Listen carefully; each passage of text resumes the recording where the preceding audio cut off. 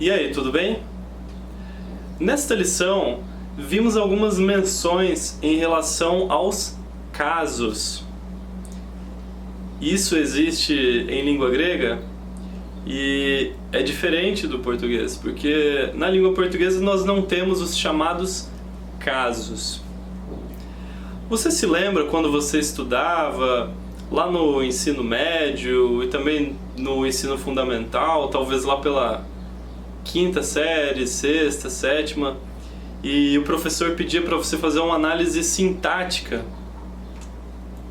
Aí ele dava uma frase lá na lousa, no quadro, né, no quadro negro, e ele pedia para você dizer, por exemplo, qual é o sujeito desta oração, qual o predicado, ou então para identificar o objeto direto, o objeto indireto, se tinha verbo de ligação, como funcionava, enfim. Ele pedia para fazer essas classificações.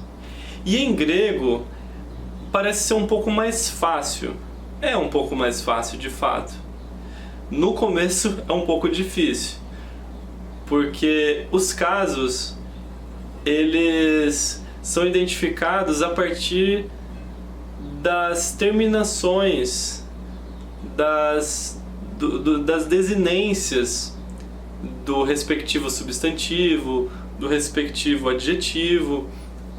Então, em grego fica fácil porque cada palavra em grego, por exemplo, você pega um substantivo, você vai bater o olho e já vai saber se aquele substantivo é o objeto dessa oração, é o sujeito.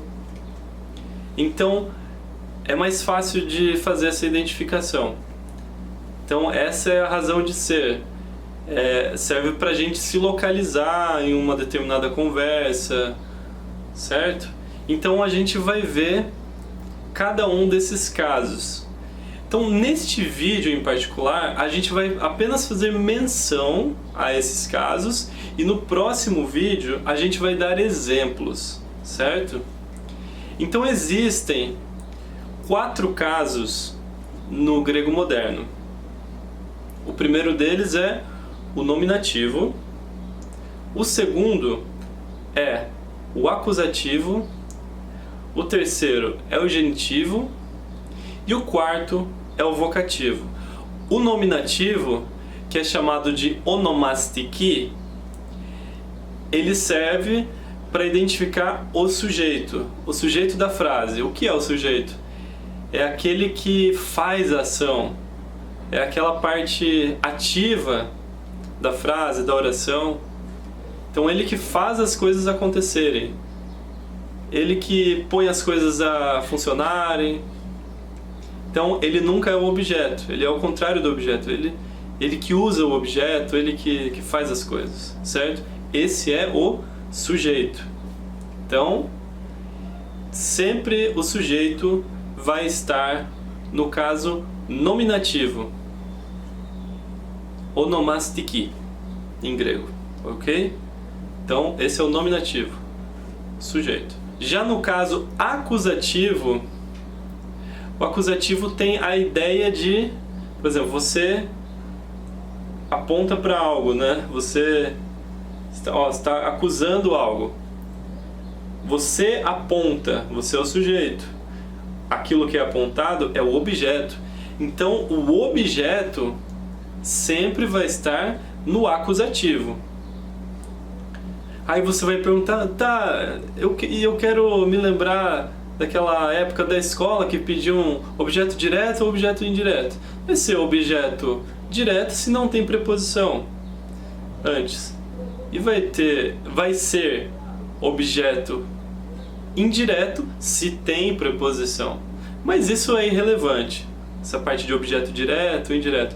O importante é você se lembrar do seguinte: no acusativo, sempre que a palavra estiver no acusativo, significa que ela está desempenhando o papel de objeto naquela estrutura, dentro daquela frase, dentro daquela oração, ok? Já o genitivo, ele denota uma ideia diferente. O genitivo tem a ideia de posse. Qual é essa ideia de posse? É a ideia de que tal coisa pertence a determinada pessoa ou a determinada coisa, ou vice-versa. Então isso é bem representado na língua portuguesa pela preposição de alguém, disso, certo? Então o genitivo tem essa ideia de posse. Além da ideia de posse, pode também ter a ideia de origem, a ideia de procedência, esse tipo de coisa, que são muito bem representados na língua portuguesa pela preposição de. E por último, temos o vocativo. No caso do vocativo, ele tem a ideia de você chamar alguém.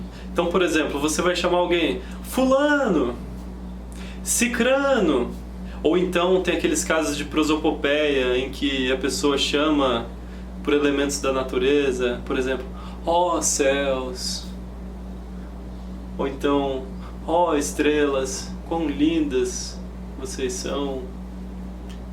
Enfim, essa é a ideia de chamamento.